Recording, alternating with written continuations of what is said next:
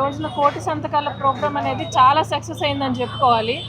ఎందుకంటే ఇది ప్రజల నుంచి వచ్చిన వ్యతిరేకత. ఇది పార్టీల పరంగా మేము వైఎస్ఆర్సీపీ పార్టీ పరంగా ఏం స్వీకరించలేదు. ఇది ప్రజలకి అనుకూలంగా, అంటే ప్రజలకి అనుకూలంగా ఉండాలి అని చెప్పేసి ఈ కార్యక్రమం అనేది స్టార్ట్ చేశాము. మేము ఎక్కడ ఏ క్యాంపు పెట్టినా ప్రజలు అనే వాళ్ళు అనూహ్యంగా స్పందన వచ్చింది ప్రజల తరఫు నుంచి.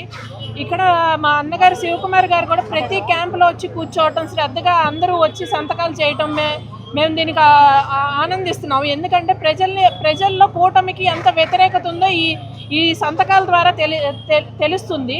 వైఎస్ఆర్ పార్టీ కార్యకర్తలందరికీ కూడా నా హృదయపూర్వకమైనటువంటి ధన్యవాదాలు తెలియపరచుకుంటున్నాను. ఈరోజు మరి మన తెనాలి నియోజకవర్గం నుండి మన శివకుమార్ గారి ఆధ్వర్యంలో మరి ఏదైతే మాజీ ముఖ్యమంత్రి వర్యులు జగన్మోహన్ రెడ్డి గారు ప్రవేశపెట్టిన ఈ కోటి సంతకాల కార్యక్రమంలో భాగంగా మరి మన తెనాలి నియోజకవర్గం నుండి మరి 74,000 సంతకాలు సేకరించి మరి విజయవంతంగా మనం ఈ యొక్క ర్యాలీని మరి తాడేపల్లి వరకు తీసుకెళ్తున్నారు.